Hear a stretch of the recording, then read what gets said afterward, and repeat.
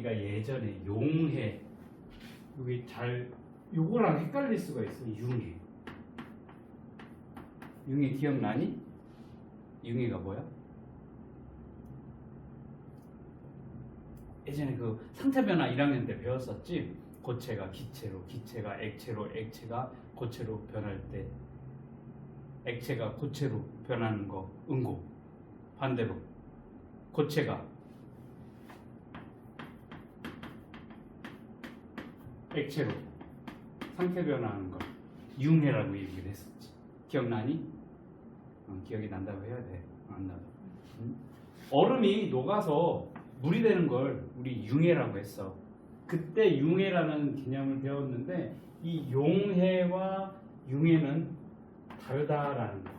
막 이거를 헷갈려서 융해, 용해 막 섞어서 사용하는 경우가 없어야 돼. 알겠어? 우리 상태 변화의 융해와는 전혀 다르다라는 거. 자, 용해도 얘기를 할 건데 먼저 용해 보자. 한 물질이 다른 물질에 녹아서 고르게 섞이는 현상. 자, 하나의 물질이 다른 물질에 녹아서 고르게 섞이는 현상을 우리는 용해라고 얘기를 할 거야.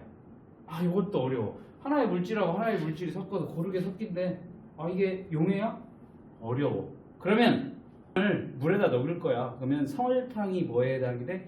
용질에 해당이 될 거야.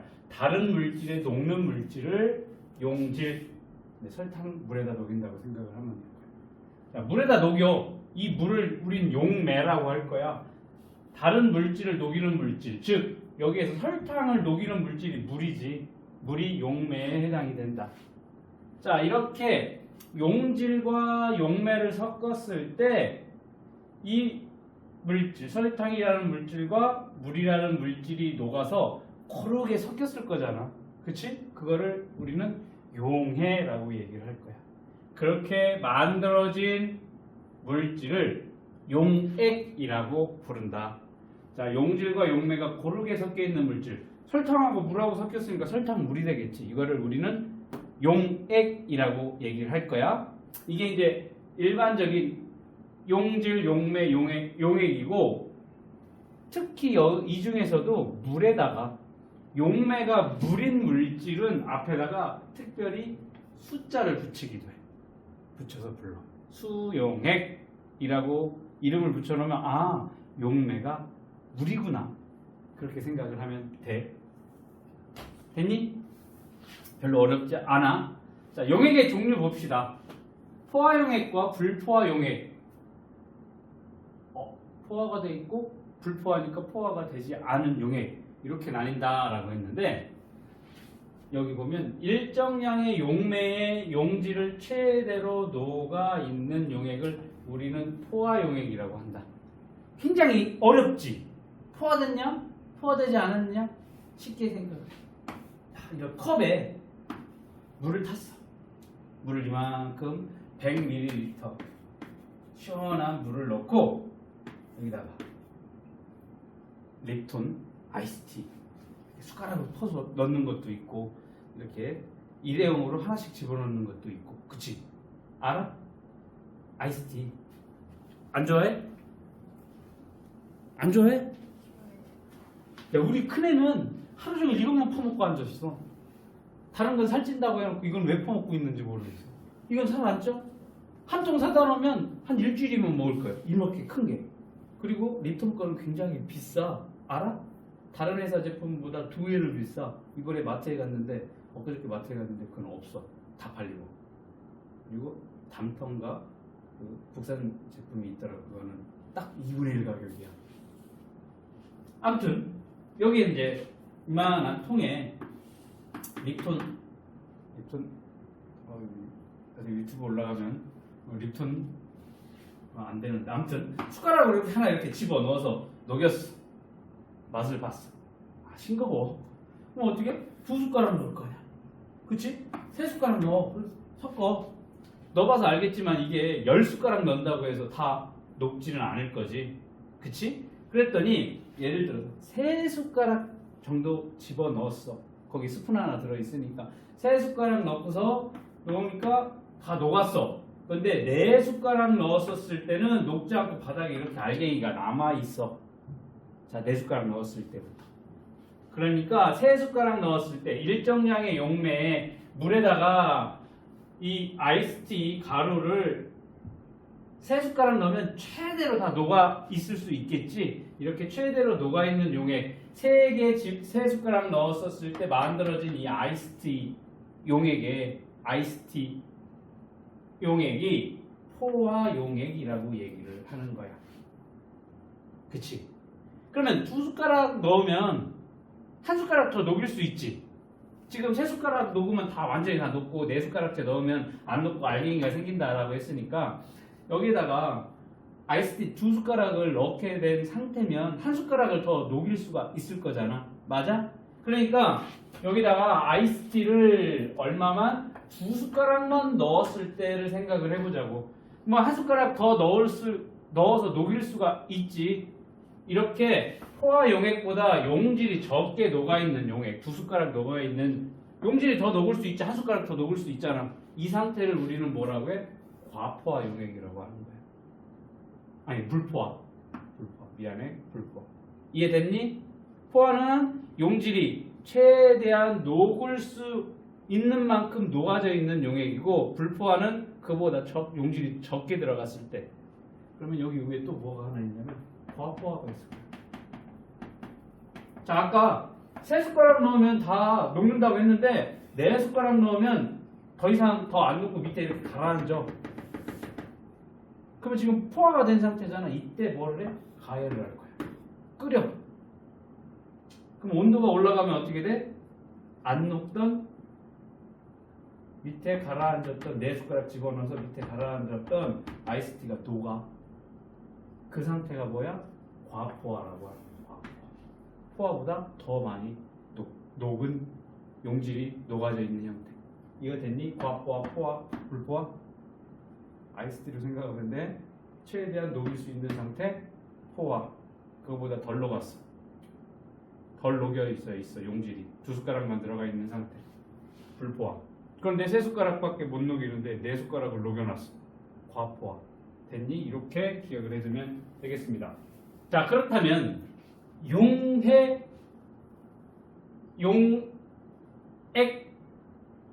과포화, 포화, 불포화. 이번에는 용해도를 얘기를 할 거야.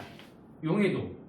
용해라는 것은 한 물질이 다른 물질에 녹아 고르게 섞이는 현상을 용해라고 얘기를 했어. 용해도라고 하는 것은 어떤 온도에서 용매 100g에 최대로 녹을 수 있는 용질의 그람수를 우리는 용해도라고 얘기해요. 굉장히 중요해. 수치. 용매 100g이 기준이 되는 거야. 이거는 죽었다 깨어나도 기억을 해줘야 돼. 얼마? 용매의 기준이 얼마? 100g이야. 왜냐면 문제에서 50g에 녹아져 있는 용질의 양 10g입니다 라고 얘기를 하면 뭘로 환산을 해야 돼? 100g으로 환산을 해야 돼. 아, 20g 녹아져 있구나 라고. 혹은 용매 500g에 녹아져 있는 이런 식으로 나오게 되면 나중에 다 뭘로 환산을 해야 돼? 100g으로 바꿔서 계산을 해야 된다. 용해도는 왜? 용매 100g 기준이기 때문에 자, 용매 100g에 최대로 녹을 수 있는 용질의 그람수를 우리는 용해도라고 얘기를 하는데 어떤 온도라고 되어 있는 거 잘 생각을 해둬야 돼. 자, 일정한 온도에서 같은 용매에 대한 용해도는 물질의 종류에 따라 다르므로 용해도는 물질의 특성이 된다라는 거야. 자, 지금 계속 물질의 특성 배우고 있어. 물 100g에 소금 1숟가락 이 완전하게 다 녹여지느냐? 설탕은 2숟가락이고 그 다음에 아이스티는 3숟가락이고 물질의 종류에 따라서 100g에 최대한 녹을 수 있는 용질의 양은 물질의 종류에 따라 다 다르겠지.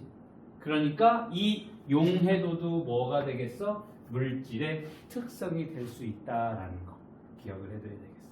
지난 시간부터 계속 지금 물질의 특성 배우고 있지. 끓는 점, 녹는 점, 어는 점, 밀도, 용해도 다 알파 물질의 특성이 되겠습니다. 자, 용해도는 용매의 종류에 따라서 달라질 거고, 쉽게 말하면 물에다 녹이느냐, 에탄올에 녹이느냐, 메탄올에 녹이느냐 다 다를 거고, 용질이 뭐냐, 소금이냐, 설탕이냐, 아이스티냐에 따라서 달라질 거고, 10도씨에 녹이느냐, 20도씨에 녹이느냐, 50도씨에 녹이느냐, 100도씨에 녹이느냐 온도에 따라 달라지게 된다라는 거 기억을 해두면 되겠습니다. 먼저 고체의 용해도 봅시다. 고체. 설탕이 용액에 물로 합시다. 편하게 설탕이 물에 녹는다라고 생각을 할 때 고체의 용해도 보면 대부분의 온도가 높을수록 증가하며 압력의 영향은 거의 받지 않는다라는 거. 이게 뭐냐면 설탕 한 숟갈을 녹일 때 10도씨에 녹이는 거랑 50도씨에 녹이는 거랑 100도씨에 녹이는 거랑 어디에 잘 녹을까? 100도씨. 온도의 영향을 온도가 높을수록 용해도가 증가를 한다. 즉 10도씨에 한 숟가락 녹아 50도씨에는 두 숟가락 녹일 수가 있고 100도씨에는 세 숟가락 녹일 수 있다. 그렇게 생각을 하면 될 거야. 온도가 높을수록 용해도가 증가를 한다. 더 많은 용질을 녹일 수가 있다. 됐니? 그 다음 압력의 영향은 거의 받지 않는다라는 거야. 자, 1기압에서 지금 우리가 이 환경이 1기압이라고 해서 1기압에서 온도는 일정할 때 설탕 한 숟가락, 2기압일 때 두 숟가락 넣고 3기압일 때 세 숟가락 녹는다? 아니야. 압력의 영향은 거의 받지 않는다라는 거 기억을 해둬야 돼. 왜냐하면 기체의 용해도하고 차이가 있기 때문에 이 온도와 압력이 용해도에 어떠한 영향을 주는지 기체와는 비교를 해서 기억을 해둬야 되기 때문에 이것도 알아야 돼. 알겠니? 고체의 용해도는 온도가 높을수록 증가를 하고 압력의 영향은 거의 받지 않는다. 자, 그러면서 이번 시간에 제일 중요한 내용이 이게 될 거예요. 용해도 곡선이라는 내용이 나옵니다. 그러니까 용해도라고 하는 건 뭐라고 했어? 어떤 온도에 용매의 100g에 최대로 녹을 수 있는 용질의 그람수를 용해도라고 했어. 요거를 뭘로 나타내? 그래프로 나타내자라는 거지. 그러면 대부분의 용해도 곡선은 오른쪽에 가로축에 온도, 세로축에 용해도를 나타내. 다 이렇게 나타내. 그랬을 때 대부분의 용해도 곡선 다 이런 식으로 이런 그래프를 나타낸다라고 보면 되겠습니다. 알겠니? 자, 그러면 용해도 곡선을 보면 용해도 곡선상의 점, 어디가 됐든 이 점은 그 온도에서의 포와 용액이다 라고 되어 있는데, 일단 오른쪽 위쪽으로 가서 한번 설명을 보고서 내려오도록 하겠습니다.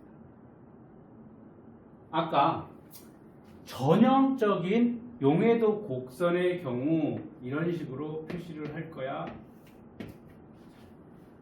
그래프를 그릴 때 뭐 x축, y축 그리고 여기 뭐 표시해? 0 표시를 해주지.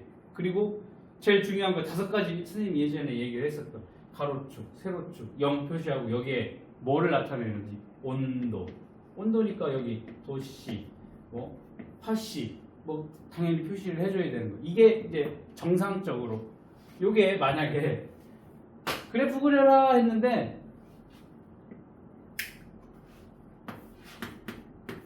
이렇게 하고 용해도 곡선 그래프를 이렇게 그렸습니다.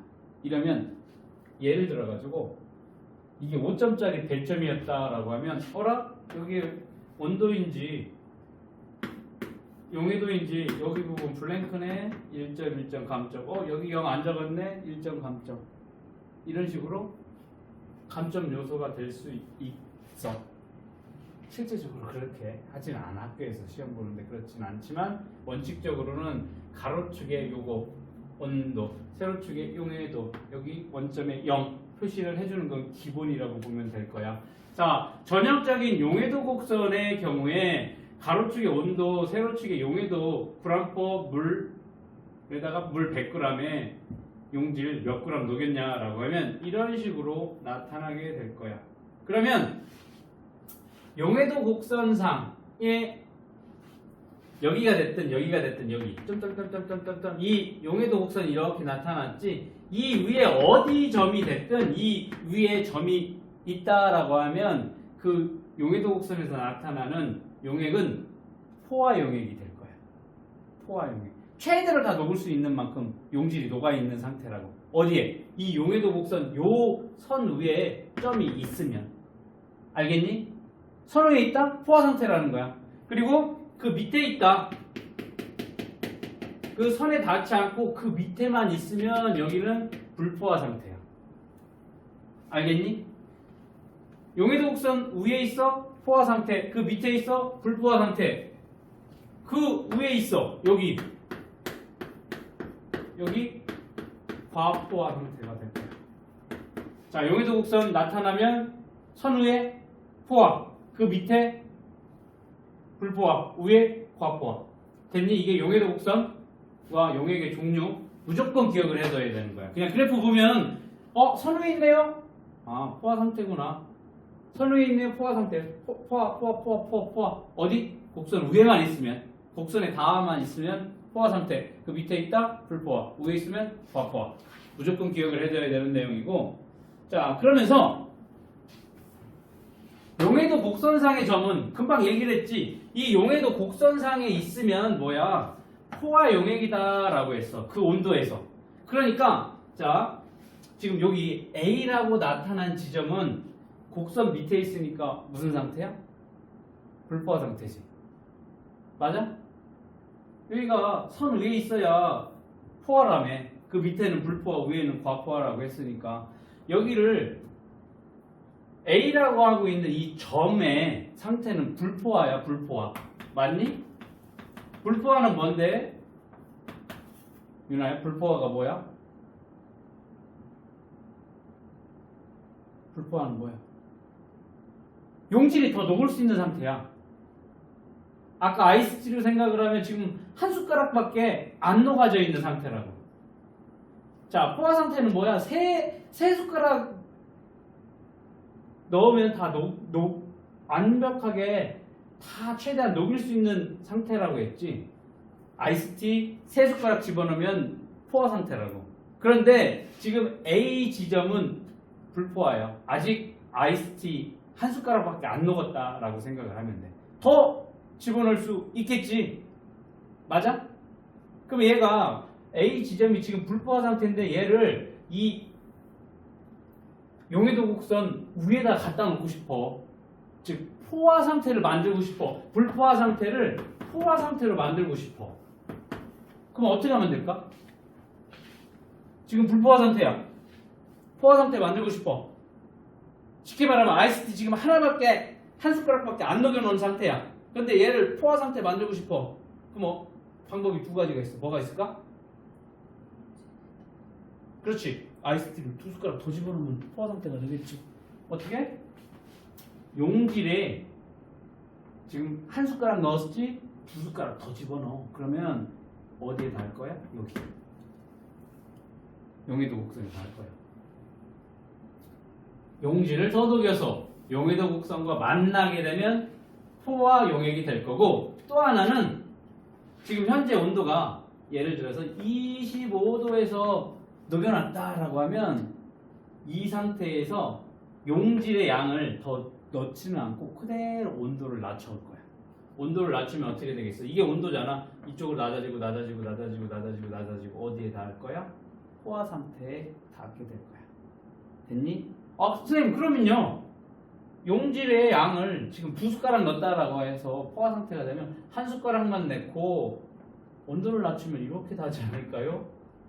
그 방법도 있겠지. 그런데 두 가지밖에 없어. 이렇게만 가고 이렇게만 간다라고 생각을 해야 돼. 이렇게 갈 수도 있지만 일단은 이렇게 가고 이렇게 위아래 옆으로밖에 못 간다라고 생각을 하면 불포화 용액의 포화 용액으로 만드는 방법 두 가지.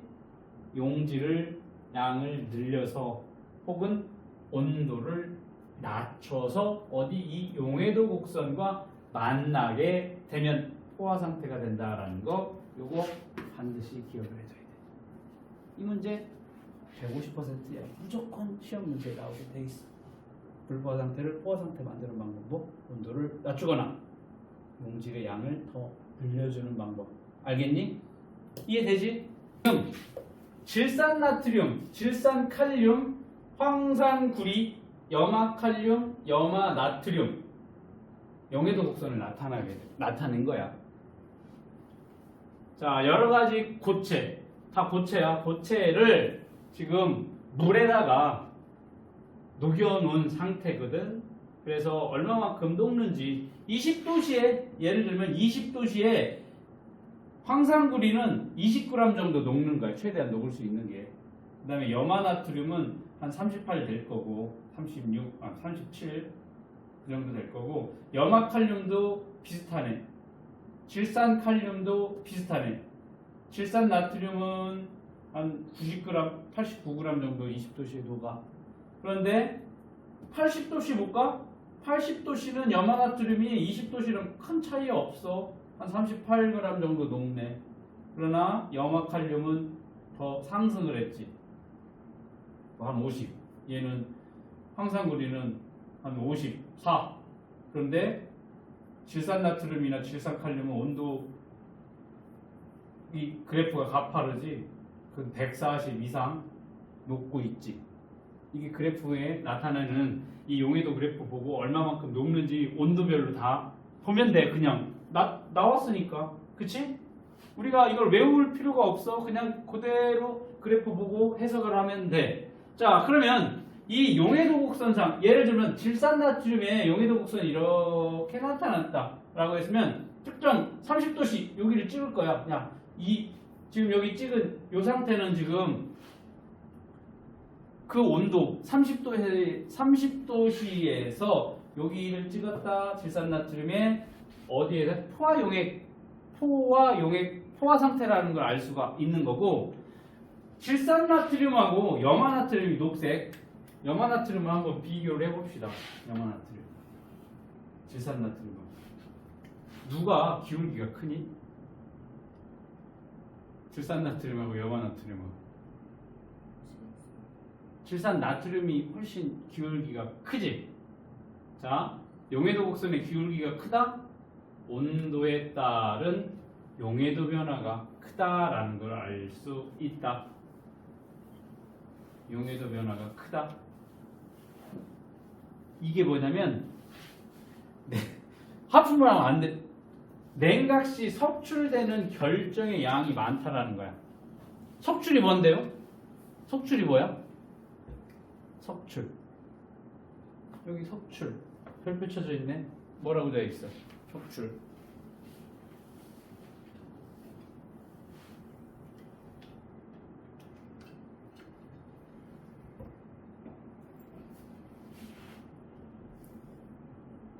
용해 속에 녹아있던 용질이 결정 상태로 분리되는 현상이야. 자, 봅시다.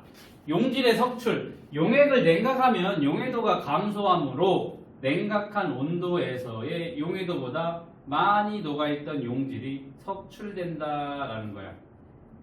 아까 이거 얘기했지, 선생님이.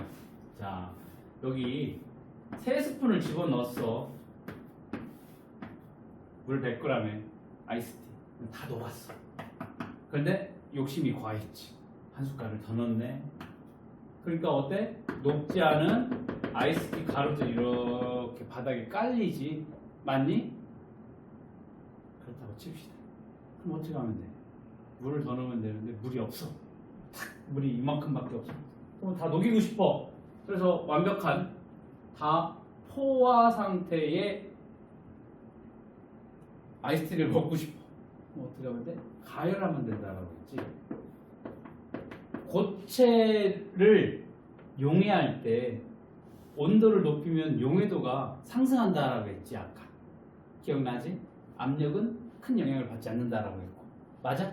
그러니까 여기를 가열을 할 거야. 가열을 했더니 밑에 이렇게 가라앉았던 아이스티 가루들이 다 녹았어. 맞니? 그래서 예를 들어서 한 80도씨로 가열을 했더니 밑에 다 녹아서 완벽히 이렇게 다 섞였어. 자, 그래서 이걸 불을 껐어. 가열을 멈췄어. 그리고 이거를 아이스티인데 뜨겁게 먹으면 맛이 없잖니? 그러니까 이걸 다시 어떻게 했어? 냉장고에 넣어놨어. 식혀서 먹으려고. 그러면 냉장고니까 어떻게 돼? 온도가 낮아지겠지. 한참 있다가 시원해졌겠지 하고 딱 먹으려고 보니까 밑에 다시 그 아이스티 결정들이 있더라는 거야. 이 상황은 이해되지? 온도를 높여서 과포화 상태를 만들어 놨어. 그런데 온도를 낮추니까 완벽하게 다 녹았던 상태의 용액에서 용질이 이렇게 만들어진 거야. 그치? 아이스티 가루가 결정이 생겼어. 이 상황이야. 이게 뭐냐면 용액을 냉각을 했더니 용해도가 감소를 했어. 아까 온도를 높이니까 용해도가 올라갔잖아. 그치? 반대로 온도를 낮췄더니 용해도가 감소가 되는 거야. 그랬더니 냉각한 온도에서 용해도보다 많이 녹아 있었던 용질이 석출이 된다는 거야.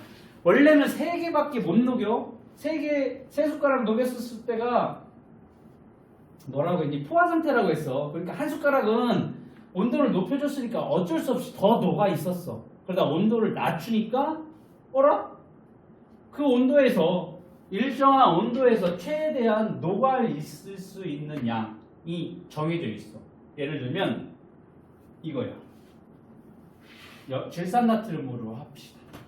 질산나트륨 예를 들면 50g에서 최대한 녹을 수 있는 양이 한 110g밖에 안 돼. 그런데 이게 지금 이 상태인데 온도를 높여볼 거야. 온도를 높여보면 이 상태가 된다고. 온도를 80도까지 높여놓으면 여기로 합시다. 140g까지 녹을 수가 있어. 맞니? 용해도 곡선이 이렇게 나타났으니까 80도씨에서는 140g까지 녹일 수 있어. 그런데 이거를 온도를 낮췄어. 자, 80도씨에서 최대한 녹을 수 있는 양이 이만큼인데 이 용액을 온도를 낮춰버렸어. 얼마로? 50도로 낮춰버렸어. 그럼 50도에서는 녹을 수 있는 최대 양이 110g밖에 안 돼. 예를 들면 110g. 조금 약간 틀리지만 그냥 우리 계산하기 쉽게. 자, 50도씨에서는 110g 녹을 수밖에 없어. 최대한 녹을 수 있는 게 110g밖에 안 되잖아. 용해도 곡선상. 그런데 아까 80도씨에서 얼마를 녹여놨어? 150g을 녹여놨어. 맞아? 자, 윤아야 봐봐. 80도씨에서 이 질산나트륨의 용해도는 150g이야. 즉 80도씨에서 150g 최대한 녹을 수가 있다는 거지. 이 포화 용액을 온도를 낮춰버린 거야. 낮춰버리면 어디까지 낮췄대? 50도로 낮췄어. 50도에서는 최대한 질산나트륨을 가질 수 있는 양이 얼마밖에 안 된대? 110밖에 안 된대. 그치? 50도씨에는 그렇대. 지금 이 그래프가 그렇게 나타나잖아.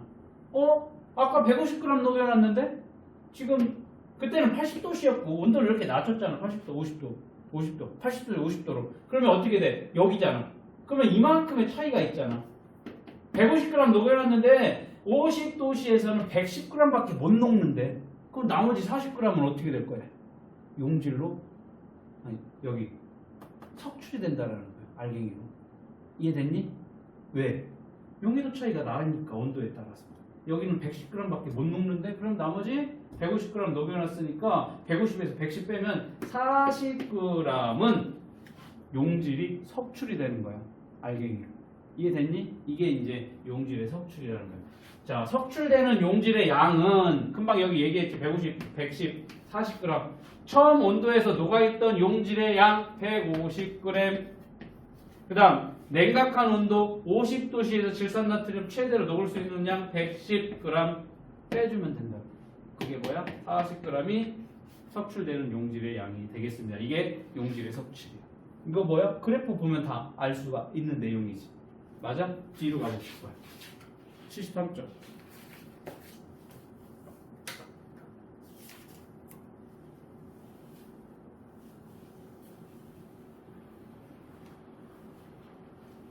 자, 탐구 B 보면은 온도에 따른 고체 용해도 이거 한번 보도록. 온도에 따른 고체 용질의 용해도 변화 알아보는 실험인데 4개의 시험관 하나 둘 셋 넷 4개의 시험관에 각각 물 10g씩을 넣은 다음에 질산 넣고 질산칼륨을 4g, 8g, 12g, 16g씩을 넣었대. 물은 다 똑같이 10g 넣은 다음에 질산칼륨을 4, 6, 8, 16 이렇게 집어넣고 오른쪽처럼 물에다가 물중탕으로 가열을 하는 거지. 그리고 온도에 꽂아놓고 밑에서 핫플레이트로 가열을 하면서 여기 안에 이 고체의 질산칼륨을 모두 녹을 때까지 가열을 해봤대. 그 다음 질산칼륨이 다 녹을 거야. 녹으면서 녹은 상태에서 불을 끄고 식히면서 각 시험관에서 결정이 생기기 시작하는 온도를 측정을 해봤대. 그랬더니 질산칼륨이 4, 8, 10이 넣었었을 때 결정이 생기기 시작하는 온도가 보면 질산칼륨을 가장 많이 넣었었을 때 완전히 다 녹았지. 녹은 상태에서 온도를 낮추면 72.6도가 되면 얘는 결정이 생기기 시작했대. 자, 그럼 얘는 아직 72.6도가 돼도 결정이 생기지 않았지. 그 다음에 온도를 더 낮췄어. 63.9도가 됐더니 얘가 결정이 생기기 시작했어. 그 다음에 46.5도로 온도가 낮아지니까 여기 얘가 결정이 생기기 시작했어. 그때까지 얘는 결정이 안 생겨. 첫 번째 거는. 그러다가 얘는 24.7도가 되니까 결정이 생기기 시작했대.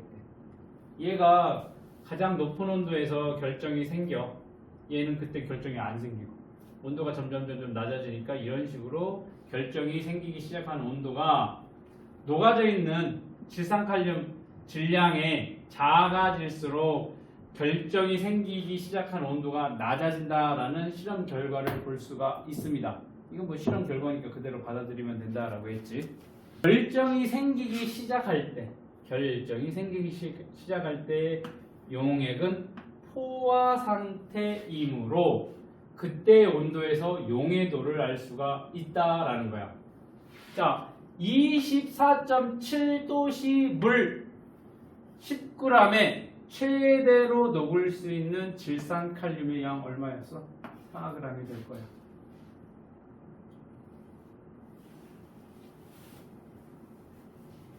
맞니? 그대로의 실험이잖아. 갖다 놨어? 그러면 봐봐.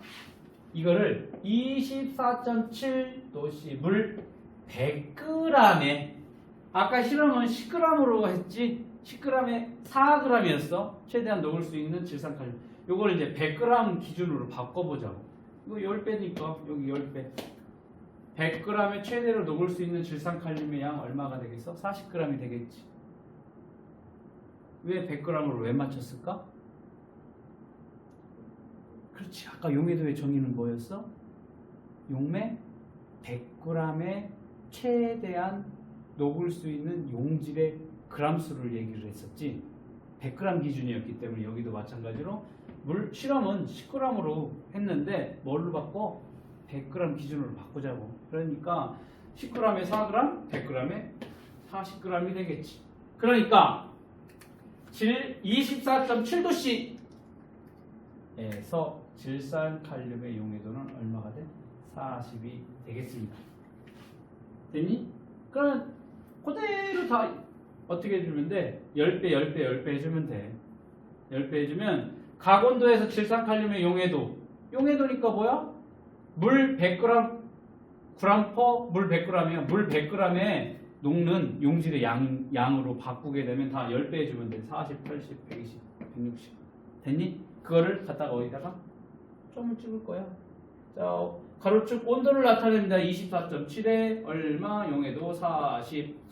46.5도씨 녹는 양 80. 63.9도씨 녹는 양 120. 72.6도씨에 녹는 양 160 해서 연결하니까 이런 용해도 곡선이 만들어지게 된다. 됐지? 이렇게 용해도 곡선 만들면 돼. 가로쪽 온도, 세로쪽 용해도. 자, 고체 용해도는 대부분 이걸 보고 온도가 올라갈수록 온도가 높을수록 40, 80, 120, 160 용해도는 어떻게 되니?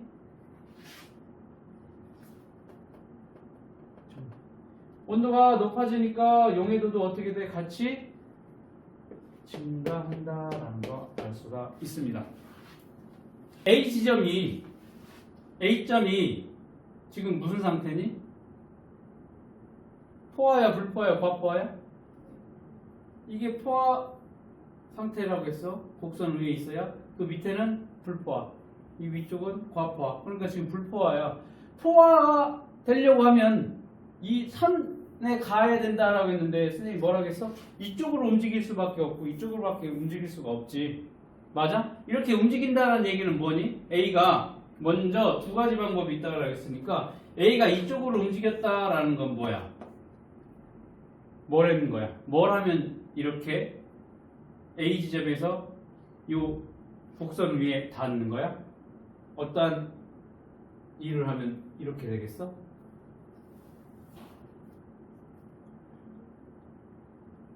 온도는 같던데? 90도? 여기도 90도, 여기도 90도, 여기도 90도, 여기도 90도인데? 뭐가 달라? Y축 뭐가 달라? 지금 A 지점에 용해도 얼마야? 120이야? 이 120이 나타나는 게 뭐야? 물 100g에 어떤 고체 물질 몇 g이 녹아 있는 거야? 120g 녹아 있는 거야. 지금 여기에 닿으면 A가 이쪽에 가면 지금 뭐니? 포화 상태야. 포화 상태가 되면 이때에 최대한 녹을 수 있는 용질의 양 얼마야? 용해도가 150이야. 그러면 현재 지금 A 지점에서의 용질의 양은 120이야.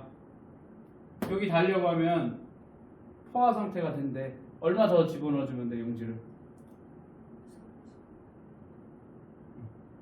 A 상태에서 뭐야? 첫 번째 용질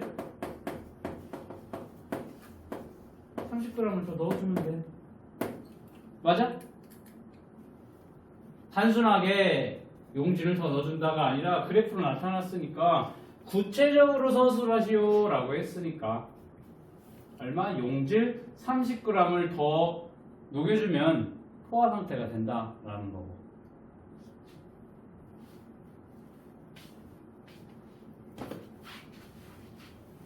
그 다음 또 이렇게 아니면 이렇게밖에 못 간다라고 했어? 이렇게 가고 싶어. 여기로 가면 지금 뭐가 되니? 포화 곡선 위에 있네. 포화 상태가 될 거야. 이렇게 가려면 지금 용질의 양은 여기도 120, 여기도 120, 120, 120 같아. 뭐만 바뀌었니? 온도가 바뀌었지. 여기에 지금 온도는 몇 도인데? 90도잖아. 여기 닿았을 때는 얼마야? 60도야. 그러니까 두 번째는 온도를 몇 도까지 낮춰주면 돼? 60도까지 낮춰주면 된다라는 거야. 현재 온도를 현재 90도니까 온도를 60도로 낮춰주게 되면 포화 상태에 다다르게 된다. 이해됐니? 아까는 그냥 단순히 용질의 양을 늘리거나 온도를 낮춘다라고 얘기를 했는데 이걸 좀 더 구체적으로 설명할 수 있어야 돼. 온도 얼마? 그래프에 나타났으니까. 닿으려면 60도, 닿으려면 용질의 양 150도, 120에서 150, 30 더 넣어주면 되고 온도는 30도 낮춰주면 돼. 됐지? 이거 꼭 기억을 해줘야 되는 게 될 거고. 자, 20도씨에서 물에 대한 염화나트륨의 용해도는 36이래. 자, 염화나트륨의 용해도래. 그러면 물 얼마 기준이니? 물 100g에 최대한 녹을 수 있는 양이 용질의 양이 36g이래. 그러면 같은 온도야? 온도 변화는 없어? 그러면 물 50g 50 절반이네. 그럼 염화나트륨 최대 녹을 수 있는 양 용해도가 최대한 100g에 녹을 수 있는 게 36g이라고 했으니까 물 50g에는 그 절반인 얼마? 18g이야.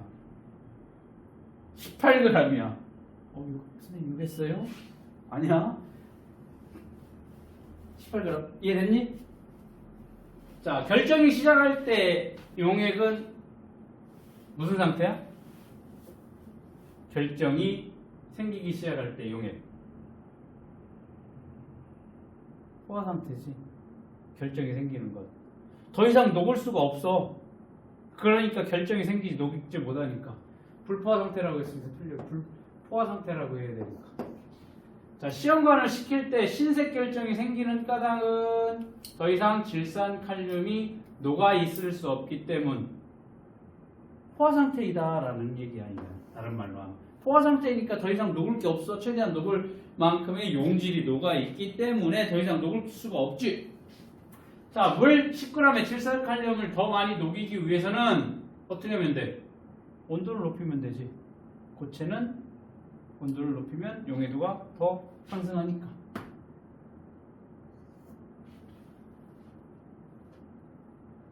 (46.5°C) 물 100g에 질산칼륨 80g을 녹이면 포화 용액이 된다. 46°C 물 100g. 46°C 물 100g에 질산칼륨 80. 용해도가 80이래. 80g 녹이면 포화 용액이 된다. 맞네? 63.9도에서 여기 있네. 63.9도에서 최대한 녹을 수 있는 용해도 120g이라고 했으니까 포화 수용액 220g에는 질산칼륨이 120g 녹아있다. 맞아? 용해도는 얼마라고 했어? 여기 물 100g에 지금 녹아져 있는 애 용매가 100g이야. 지금 녹을 수 있는 용질이 120g이야. 녹으면 합쳐주면 220g이 되겠네. 220. 질산칼륨 포화 수용액이라고 했으니까 220g에는 질산칼륨 120. 여기 있네. 용질 120. 용액 20, 220. 용매 100. 그러니까 5번 맞는 내용이 될 거고. 다음 건드렸어? 발로 건드렸어? 발로 건드렸어. 선생님 여기 있어. 응? 온도가 높을수록 질산칼륨의 용해도는 어떻게 해야 되니? 증가한다 라고 했으니까 X가 되겠습니다. 됐니? 다시 앞으로 가서 고체의 용해도 했으니까 이제 기체의 용해도 보도록 하겠습니다.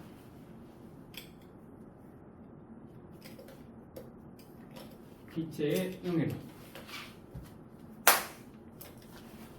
잠깐 쉬었다가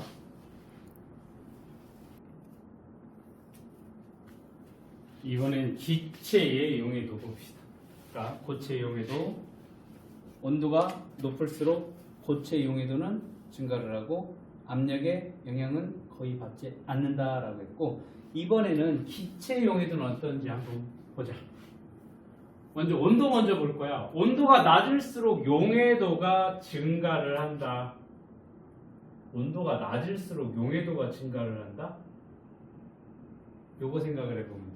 사이다를 갖다가 이 시험관에다가 일정 양, 같은 양 집어넣어 놓을 거야. 그리고 하나는 얼음물에다 담가 놓고 하나는 뜨거운 물에다가 담가 놓을 거야. 그리고 관찰을 해보면 여기에 탄산 음료 같은 경우에는 탄산이 물에 녹아져 있는 형태잖아. 그러면 용해도가 크다라고 하는 것은 많이 녹아져 있는 거고, 용에다가 적다라고 하면 여기 있던 애가 빠져나오겠지. 빠져나오는 게 뭘로 보일 거야? 빵빵빵빵 기포로 보이게 될 거라고. 기포가 많이 발생을 한다? 용해도가 낮아지는 거겠지. 그치? 용해도가 높다는 건 기체가 많이 여기 녹아져 있는 건데, 이게 용해도가 낮아지면 어떻게 돼? 바깥으로 빠져나와야겠지. 맞아? 이거 이해되니? 기체가 용해도가 증가를 한다, 감소를 한다. 감소를 하면 어떻게 돼? 위로 빠져나오니까 거품이 많이 생기는 거야, 기포가. 증가를 하면 용해도가 증가를 하면 기포가 안 빠져나온다라는 거야. 그래서 얘 얼음물에 넣고 뜨거운 물에 넣고서 관찰을 했더니 온도가 높을수록 기체 용해도가 감소함으로 기포가 많이 발생. 뜨거운 물에 넣은 애가 어떻게 돼? 더 많이 빠져나오게 된다라는 거야. 이해돼? 잘 생각해야 돼. 온도가 낮을수록 용해도가 증가를 한다? 바꿔 얘기를 하면 온도가 높다. 온도가 높다? 용해도 감소가 일어나게 돼요. 용해도가 감소니까 여기 이렇게 녹아 있어. 기체가. 용해도가 감소를 하네? 여기 뜨거운 물, 온도를 가해주면 얘가 감소하니까 바깥으로 이렇게 빠져나오는 거야. 이게 뽀글뽀글뽀글 뭘로 보여? 기체로 보인다라는 거야. 뭘로? 기포가. 쉽게 말하면 사이다야. 사이다를 바깥에다가 냉장고에 있던 거를 실온에다 놓자라는 거야. 따뜻한 곳에 놓자. 그러면 여기에 뭐가 많이 생긴다라는 거야? 기포가 많이 생긴다라는 거야. 왜?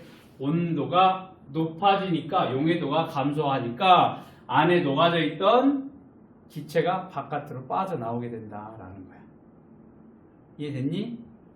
잘 생각해줘야 돼. 온도가 높을수록 기체 용해도가 감소하니까 기포가 많이 발생한다. 즉, 자 얼음물과 뜨거운 물이니까 온도가 어디가 더 높겠어? 얘가 더 높겠지. 뜨거운 물이니까.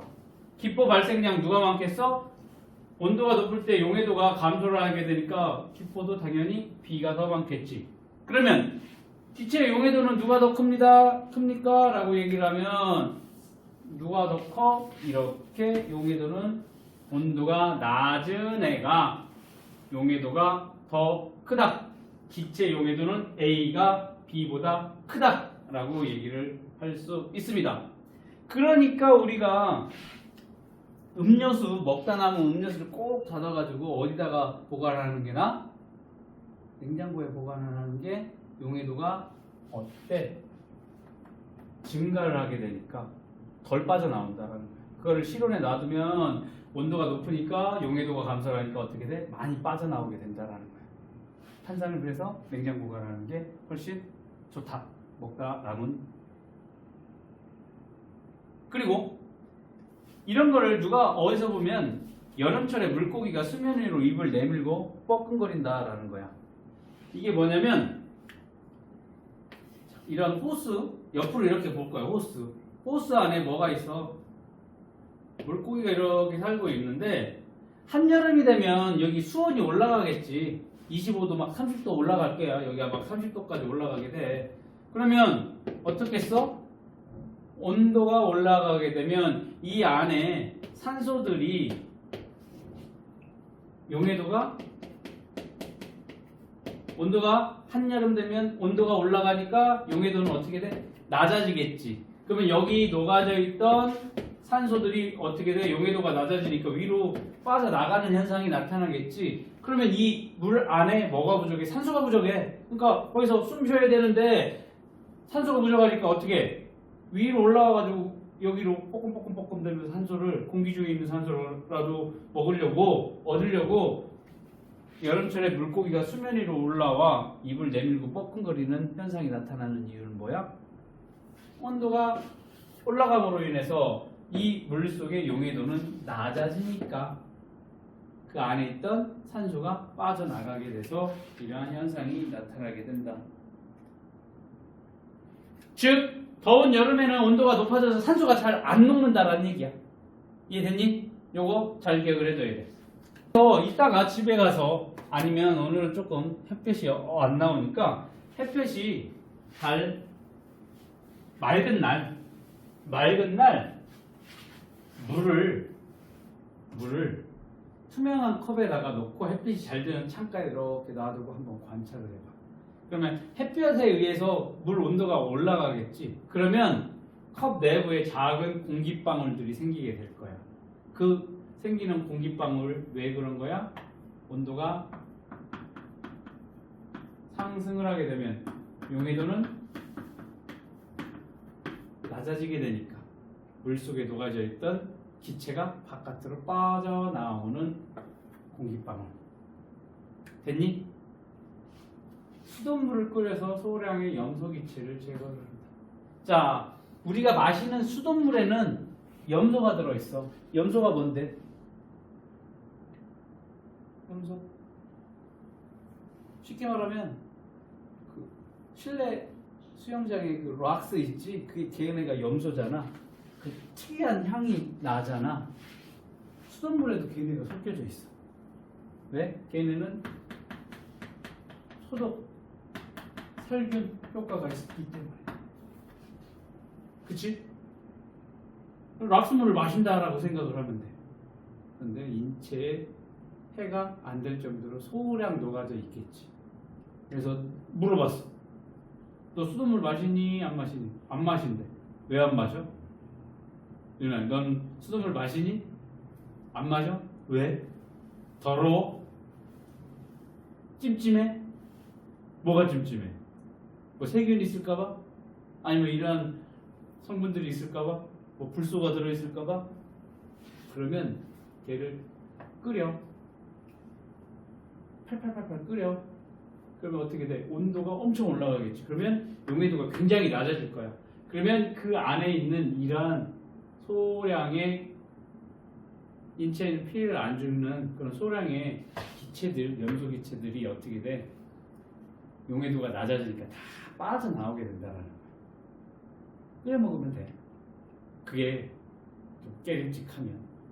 거기에 끓이면 용해도도 낮아지니까 그 안에 있는 기체들도 다 빠져나오니까 조금 문제가 될 것 같은 그런 물질들 다 나오게 될 거고, 더불어서 끓이면 그 안에 있는 혹시라도 있는 세균들이 죽게 될 거니까 끓여서 마시면 돼. 근데 뭐 실제적으로 뭐 마셔도 큰 문제는 없어. 수돗물 마셔도 그냥 기분이 안 좋은 거지. 됐어? 수돗물을 끓여서 소량의 염소 기체를 제거한다. 뭐야? 온도가 높아지게 되면 용해도가 낮아진다라는 거. 온도와 기체의 용해도, 온도와 관련된 거 잘 기억을 해둬야 될 거고, 그 다음으로 봐봐. 압력이 높을수록 용해도는 증가를 하게 된다라는 거야. 압력이 높으면 용해도가 증가를 해. 그래서 우리가 탄산음료를 갖다가, 자, 먹긴 먹은 건데 처음에 가득 차 있는 거라고 칩시다. 사이다야. 열어. 그러면 뭐 어떻게 되니? 무슨 현상이야? 피 하면서 안에 있는 기체가 빠져나오는 소리가 들리지. 왜 그러냐면 이 탄산음료 같은 경우에는 뜯지 않았을 때는 여기가 2기압에서 3기압 정도로 기압이 높아. 그러다가 이거를 열면 이 대기압 1기압하고 같아지니까 이 안에 있는 기체가 빠져나오는 소리야. 이게 피 하면서 나온다고. 그치? 그러면서 뭐야? 여기에 기포가 많이 발생하게 될 거야. 압력이 2기압에서 3기압 정도 높다가 뚜껑을 열면 1기압으로 기압이 낮아지게 돼.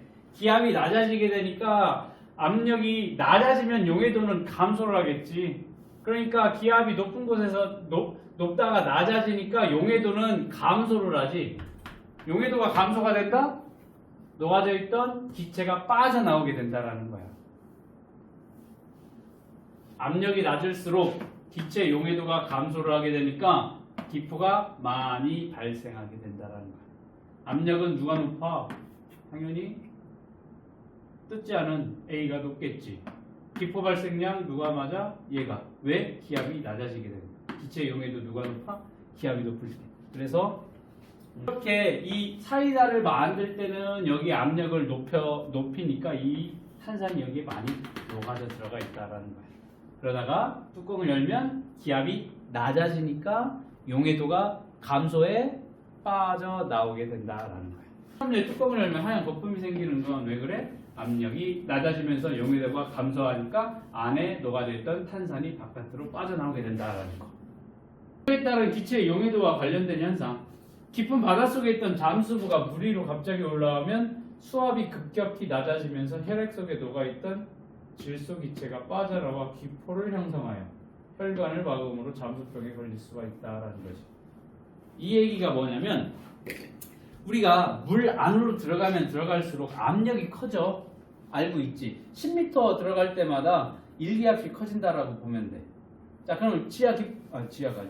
물 깊은 곳에서 뭐래? 전복 캐고, 그 다음에 성게 캐고, 낙지 잡고, 문어 잡고 하고 있어. 그러다가 이제 산소 다 됐으니까 올라왔어. 충분히 잡았으니까. 그럼 갑자기 올라오게 되면 기압이 높아졌다, 낮아져. 그러면 기압이 높을 때는 어떻다라고 했어? 용해도가 증가를 하니까 우리 혈액 속에 이 질소니, 산소니, 이러한 질소기체가 어떻게 돼? 많이 녹아져 있어. 이 혈액 속에. 그러다가 이게 갑자기 기압이 낮아지니까 어떻게 되니? 용해도가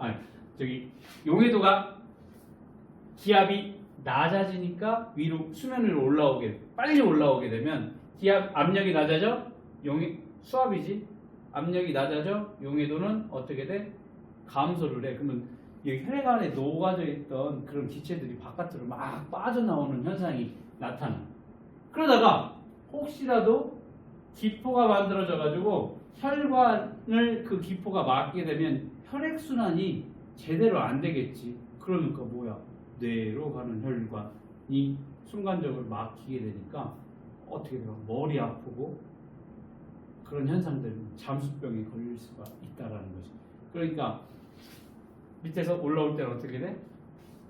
몇 미터 올라오고 잠깐 유영하면서 놀다가 또 몇 미터 올라와서 또 유영하면서 어떻게 돼?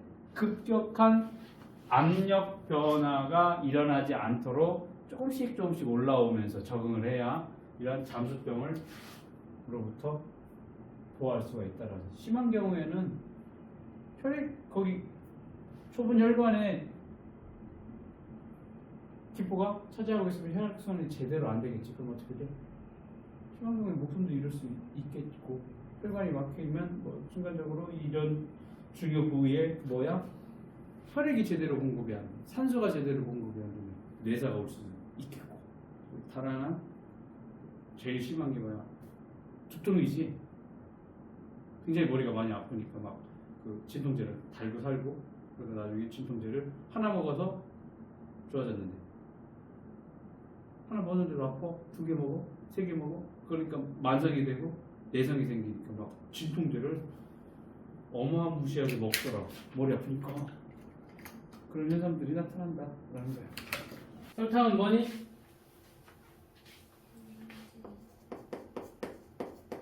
물은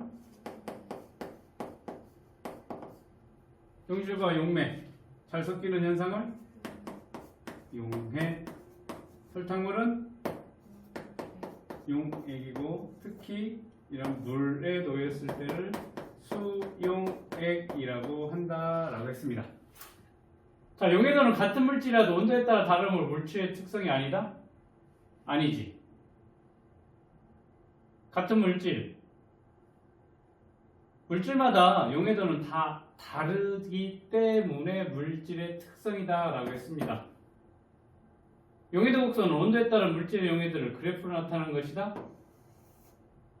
그치? 맞지? 용해도 곡선상의 점은 그 온도에서의 포화 용액이다. 맞지? 용해도 곡선의 기울기가 작을수록 온도에 따른 용해도 변화가 작다지. 기울기가 클수록 온도에 따른 용해도 변화가 크다라고 했습니다. 작다, 변화가 작다. 이렇게 될 거고. 자, 60도씨의 물 25g에 고체물질 A 10g을 녹였더니 포화용액이 되었대. 포화되었대. 용해도를 구하라 라고 했으니까 용해도는 용매 얼마 기준이라고 했어? 100g이라고 했으니까 물 25g이니까 100g 기준으로 해야겠지. 100g에는 몇 배지? 4배가 될 거야. 얘도 얼마? 물질 A의 물 4배 40g이 되겠습니다. 됐니? 어렵지 않지?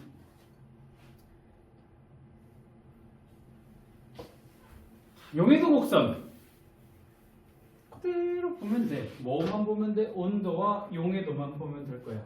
자, 온도에 따른 용해도 변화가 가장 큰 물질 뭐만 보면 돼? 기울기만 보면 될 거지. 누가 기울기가 가장 가파른지 기울기가 누가 커? 질산칼륨이 제일 크지. 그러니까 온도에 따른 용해도 변화가 가장 큰 얘는 누구야? 질산칼륨이 되겠습니다. 기울기가 제일 가파르네. 제일 큰 애 찾으면 될 거야. 자, 70도씨의 물 100g. 자, 여기네. 70도씨의 물 100g에 질산나트륨 파라는에 얼마 녹니? 질산나트륨 140g 녹을 수 있네. 자, 얘를 140g 다 녹여서 포화 상태를 만들었어. 포화용액 만들어놨네. 그 다음에 20도씨로 냉각을 시켰어. 석출되는 질산나트륨의 질량을 구하라고 했는데, 자, 70도씨에서 140g 녹아져 있는데 얘를 포화용액이야? 온도를 낮췄네. 20도씨에서 그대로 가면 되지. 질산나트륨이 녹을 수 있는 양은 87g밖에 못 녹아. 근데 아까 140g 녹아져 있네. 그런데 20도씨에서는 87g밖에 못 녹는데 그만큼 빼면 되지. 얼마니?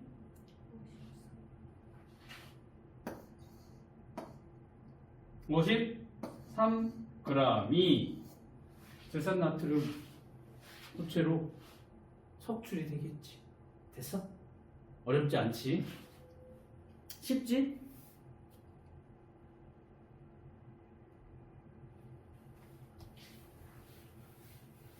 기체 용해도 탄산음료를 냉장고에 넣어 차갑게 보관하는 까닭은 온도가 낮을수록 이산화탄소의 용해도가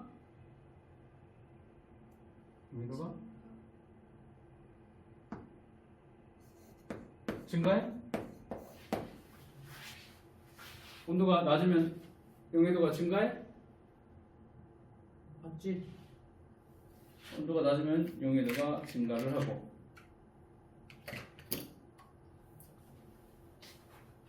뚜껑을 닫아 압력을 높인다.